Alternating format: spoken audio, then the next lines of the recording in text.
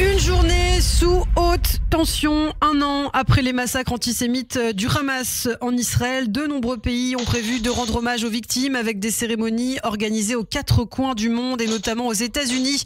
Dans plusieurs États, un rassemblement et des rassemblements sont prévus avec un risque de débordement, notamment dans les universités américaines, alors que des manifestations pro-Hamas auront lieu au même moment. Et pour en parler justement, nous sommes avec notre correspondant à New York, comme chaque semaine, comme chaque lundi, Sébastien Lévy. Bonjour Sébastien. Bonjour Ilana, bonjour à tous. Merci beaucoup Sébastien d'être avec nous ce matin sur Radio J. Effectivement, une journée un petit peu particulière pour nous tous évidemment et aussi en diaspora. Le pays qui se prépare à vivre une journée très tendue aux États-Unis à moins d'un mois désormais de l'élection présidentielle américaine. Alors Sébastien, vous êtes américain, vous êtes aussi israélien. J'imagine que vous vous êtes senti profondément attaqué le 7 octobre.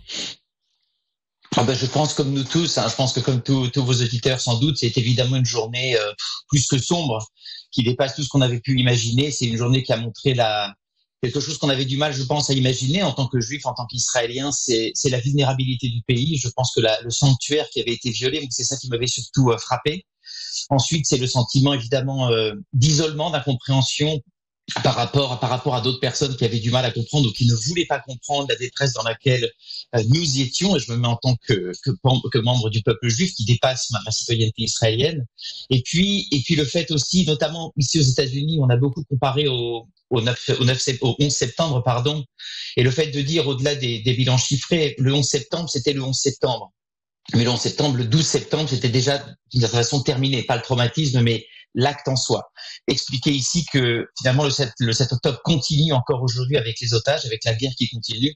Donc c'est un traumatisme qui continue. Donc c'est aussi ça que j'essaie d'expliquer aussi aux Américains, en particulier aux Américains non juifs. Effectivement, ça continue. Alors vous vivez à New York, Sébastien. Est-ce que vous avez senti justement qu'il y avait eu quelque chose qui avait changé dans votre ville adorée, comme vous l'écrivez souvent depuis le 7 octobre? Qu'est-ce qui a changé finalement, vous, dans votre vie de juif américain?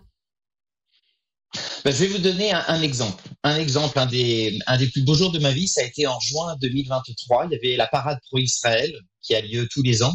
Et j'ai pu défiler avec d'autres, sur la 5e avenue, avec un drapeau israélien. Donc, ce qui était déjà, vous pouvez imaginer ce que ça pourrait être à Paris. Mais au-delà de ça, j'avais pu me rendre en métro à cette manifestation avec ma femme et mes enfants, nous tous avec nos drapeaux israéliens. Et j'avais à l'époque, en fait, envoyé notre photo, un selfie à ma famille de France en disant « Je crains malheureusement que ce type de manifestation de solidarité avec Israël ne soit pas possible dans le métro parisien. » Je pense que j'avais raison à l'époque. Ce qui a changé, c'est qu'aujourd'hui, je ne pourrais plus, sans doute, avoir mon drapeau israélien dans les rues ou dans le métro de New York.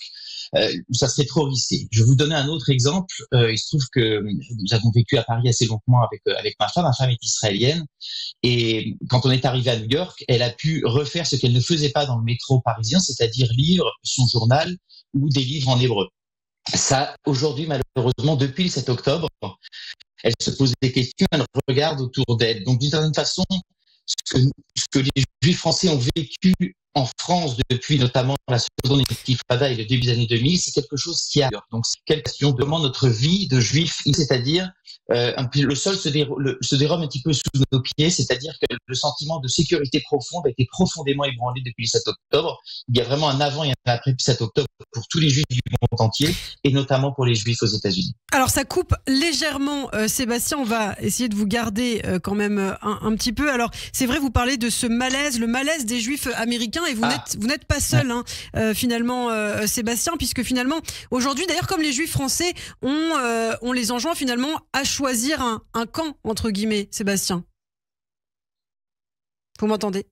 Un camp par rapport au conflit, excusez-moi, j'ai pas tout entendu. Tout à fait, on les enjoint à choisir finalement entre leur judéité, leur sionisme et des causes libérales progressistes, puisqu'on sait que beaucoup de Juifs américains votent à gauche aux États-Unis.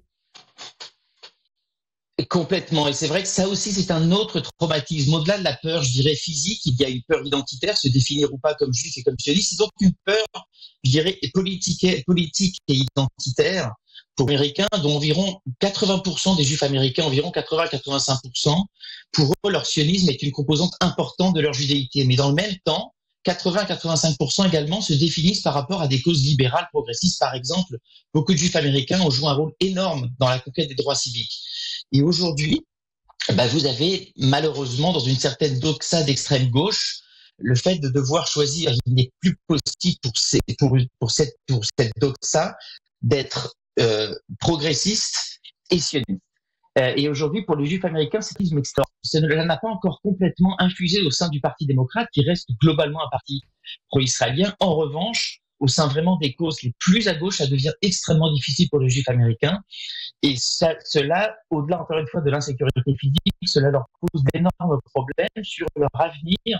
En tant que Juifs américains, vont-ils devoir choisir entre deux composantes essentielles de leur identité? Sébastien, on va vous appeler par téléphone puisqu'il y a quand même un petit problème technique. On a du mal à vous entendre. Le réalisateur vous appelle immédiatement. C'est vrai qu'on parle de ce qui se passe aux États-Unis, le malaise des Juifs américains, et c'est un petit peu le même finalement malaise des Juifs de France. On sait aujourd'hui que les actes antisémites explosent dans notre pays, selon un dernier rapport notamment du journal L'Express, alors que les Juifs comptent pour moins de 1% de la population française. Les agressions antisémites représentent 57% de l'ensemble des agressions racistes et anti-religieuses dans le pays. Sébastien, justement, l'antisémitisme aussi aux États-Unis, est-ce que vous avez des chiffres, vous, depuis le 7 octobre, de ce qui se passe pour les Juifs dans votre pays? Écoutez, je vais vous donner quelques chiffres. Alors, ce sont des chiffres qui sont donnés par l'ADL. L'ADL, c'est l'Anti-Defamation League. En gros, on est passé d'une moyenne de 2000 à 2500 actes antisémites à environ 9000 en 2023. Et puis, si on regarde la période vraiment de octobre à décembre 2023, il y a eu quasiment 6000 actes donc en juste 3 mois. Et c'est environ 60% des actes entre guillemets, communautés religieuses. À titre de comparaison, les actes contre les Noirs, alors là, pour le coup, si on sort des communautés religieuses, mais les actes racistes contre les Noirs, c'est environ 3000 actes par an. Contre, je le répète, environ 9000 pour les Juifs. Je rappelle que les Juifs représentent 2% de la population américaine. Les Noirs américains, les Noirs en général, représentent plus de 12%. Donc vous pouvez imaginer, donc c'est vraiment la communauté et de très très loin la plus visée. Là aussi, ça fait écho à ce qui se passe en France, hélas.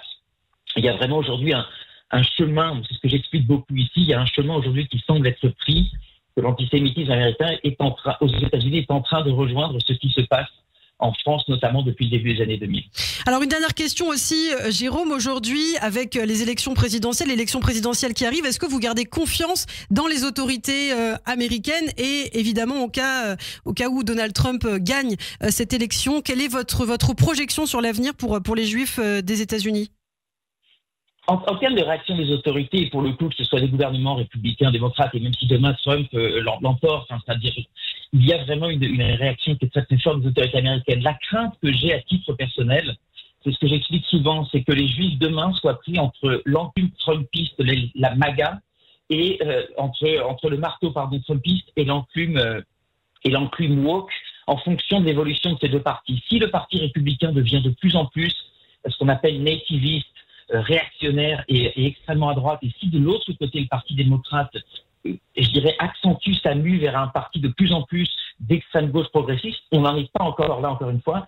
Alors oui, les Juifs seront en danger, je dirais sans doute à l'horizon d'une génération, non pas par des agressions telles qu'elles sont aujourd'hui, mais par un leadership politique qui les laissera finalement dans une situation de no man's land, mais ils ne trouveront pas leur place. C'est pour moi le plus grand danger aujourd'hui auquel sont confrontés les Juifs américains, de finalement plus trouver leur place dans le système politique américain. Les Juifs américains ont toujours été à l'aise dans un environnement relativement centriste, consensuel.